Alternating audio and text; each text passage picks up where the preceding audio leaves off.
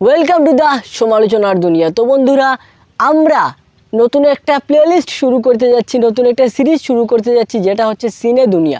সিনে দুনিয়ার সকল খবরাখবর আপনারা এখানে পেয়ে যাবেন এবং ওই সব খবর থেকে যেটা সম্পর্কে আপনারা বিস্তারিতভাবে জানতে চান সেটা আমাকে কমেন্টে জানিয়ে দিবেন এবং আমি সেটা নিয়ে ভিডিও করব। তো বন্ধুরা, প্রথম কথা হচ্ছে রায়হান রাফি আসলে কি বলেছেন।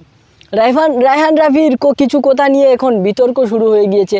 উনি নাকি বলেছেন যে জিৎ এবং দেব দুজনই উনার কাছে এসেছিলেন তুফানের সাকসেসের পর এবং উনি এটা না করে দিয়েছেন বলতে উনি বলেছেন এরপরে উনি আলাপ আলোচনা হবে এ নিয়ে, এরপরে কন্টিনিউ হবে কাহিনীটা।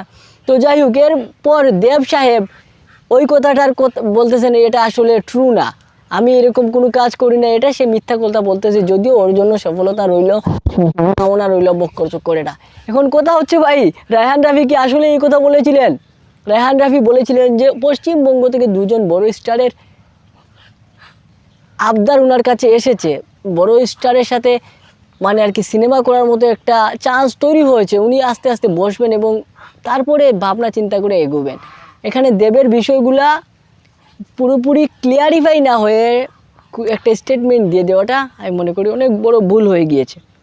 এরপরে বন্ধুরা, যেটা আলোচনা করার বিষয় সেটা হচ্ছে যে বাংলাদেশের ঢালিউড এবং টালিগঞ্জ মানে টলিউড, কলকাতার ইন্ডাস্ট্রি এবং বেঙ্গলি ইন্ডাস্ট্রি মানে বাংলাদেশের ইন্ডাস্ট্রি ডালিউডের মধ্যে একটা গেঞ্জাম যেমন লেগে গিয়েছে।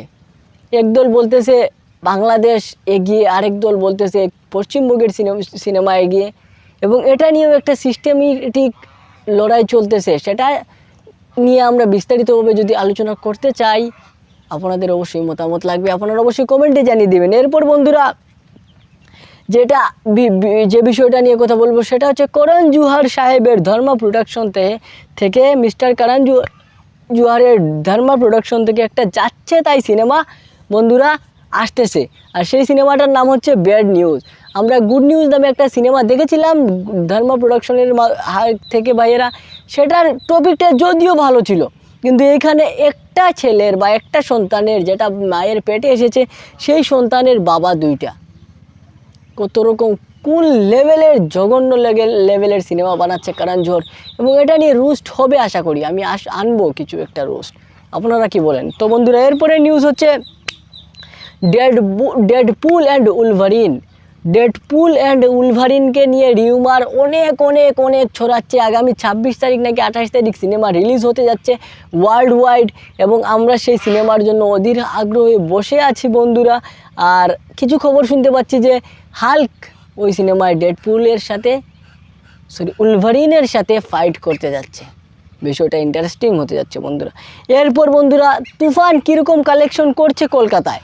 তুফান হ্যাঁ মোটামুটি অ্যাভারেজ লেভেলে কালেকশন করছে। তুফান কলকাতার মার্কেটটা ধরতে পারে নাই, যেভাবে বাংলাদেশে সুপার ডুপার হিট হয়ে গিয়েছে তুফান, আশা করা যাচ্ছিল কলকাতায় মার্কেটও এরকম হবে, যদিও আমাদের মনে আশা ছিল না, কারণ কলকাতার লোকেরা ভাই বাংলা সিনেমা দেখে না।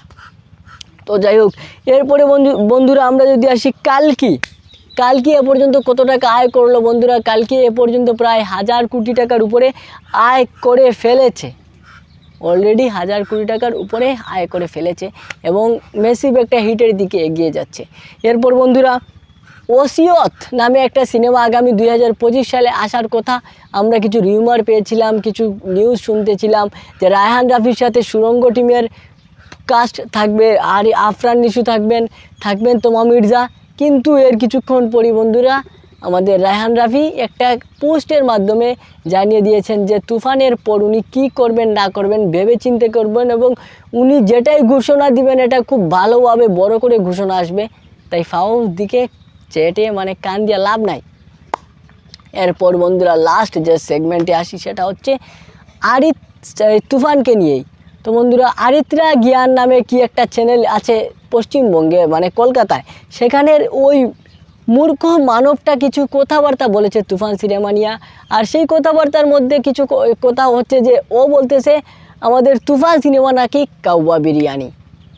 এখন আমি বলবো ভাই, আমাদের তুফান সিনেমা যদি কাউয়া বিরিয়ানি হয় তাহলে তোদের সিনেমাগুলা কাউয়া বিরিয়ানিতে যেসব জিনিসপত্র থাকে, যেগুলা কাউয়া বিরিয়ানিতে যেসব এলিমেন্ট থাকে ওগুলা খেয়ে দেওয়ার পর যেগুলা বিড়ালকে দেওয়া হয়, ছুঁড়ে মারা হয় যে বিড়াল তুই খাইয়ালা, পশু পাখিদের দিয়ে দেওয়া হয় খেয়ালা মানুষের উচ্ছিষ্ট অংশটা ওই উচ্ছিষ্ট অংশটাই হচ্ছে পশ্চিমবঙ্গের সিনেমা।